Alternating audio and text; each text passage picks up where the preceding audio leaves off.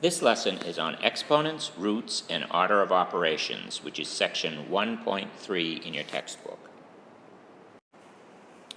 The essential question for this unit is, how do you use and find exponents, square roots, and the order of operations? So let's start by talking about an exponential expression. So, if you have a letter or a number a, it's a real number, and n is a natural number, then a to the n is equal to a times a times a times a, where the number of a's you had is equal to n, or you have n factors of a. So if n were equal to 3, you'd have a to the third is equal to a times a times a. Or if n was equal to 4, you'd have a to the fourth is equal to a times a times a times a. Now in this expression, n is considered to be the exponent and a is the base. So now let's look at an example. So let's say I had 5 to the second power. That would simply equal 5 times 5, or in this case, 25. Similarly, if I had minus 5 in parentheses raised to the second power, that would equal minus 5 times minus 5, or 25. If, however, I had the minus is outside the parentheses, the only thing that gets squared or raised to the second power is what's inside the parentheses, then this would equal minus 5 times 5, or minus 25. So make sure you understand the difference, whether the minus is inside the parentheses or outside the parentheses.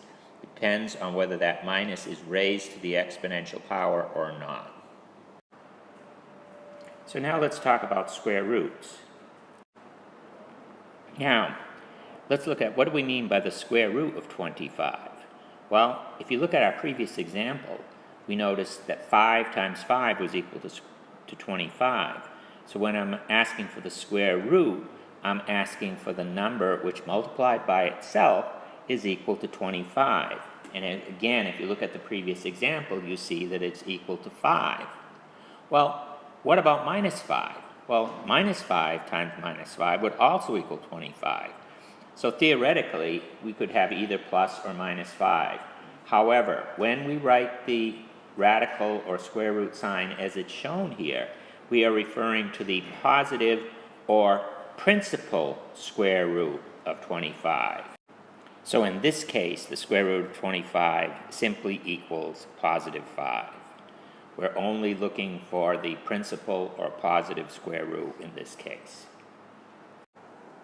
So if we are looking for the square root of 36, that is simply equal to 6.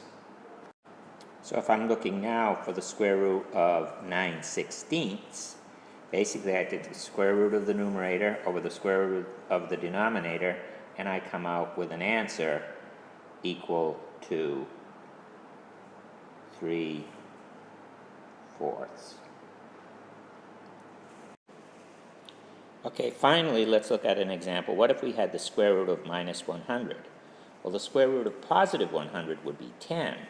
But whenever you get a negative number, you have to understand that there's no way you can multiply two numbers together and get a negative number. So therefore, there is no real solution to the square root of minus 100. So what about the order of operations? Say we've got an expression like this, 5 plus 2 times 3. What's the answer? Is it 5 plus 2, which is 7, times 3, which is 21? Or is it 2 times 3, which is 6, plus 5 is 11? Well, the order of operations tells us what is the order that we perform these operations in. Addition, subtraction, multiplication, division, powers, things like that.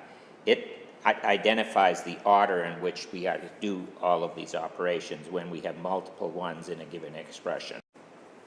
One of the ways that we can remember the order of operations is this word Pemdas. Some people remember it by just using the first letters to say, please excuse my dear Aunt Sally. Okay, I prefer to just remember it as Pemdas, and this basically tells us the order in which things are to be performed. P stands for parentheses, okay? If you've got any parentheses, you perform those first. E stands for exponents. If you have any exponents, you take care of those next. Now, M and D stand for multiplication and division, all right? Basically, what it says is any multiplication and division operations you're going to handle from left to right, okay? Whatever happens to be first, if the division is first, well then you perform the division first and then the multiplication. But you look at multiplication and division and perform those operations from left to right. Similarly, A and S refers to addition and subtraction. And these also you perform from left to right. So that whenever you have addition and subtraction and you performed all the previous operations, you perform the addition and subtraction from left to right. So, using our previous example of 5 plus 2 times 3, you can see the only operations we have here are addition and multiplication. So we're going to do the multiplication first. So therefore, this would be equal to 5 plus 2 times 3, which is 6. Then we do the addition, and we come out with 11. So now, as a concept check, I'd like you to perform the following 4 exercises. 1, 2, 3, and 4. 8 to the 8 squared, minus 8 squared, parentheses minus 8 squared, minus a minus 8 squared, and post your answers in the drop box. Thank you.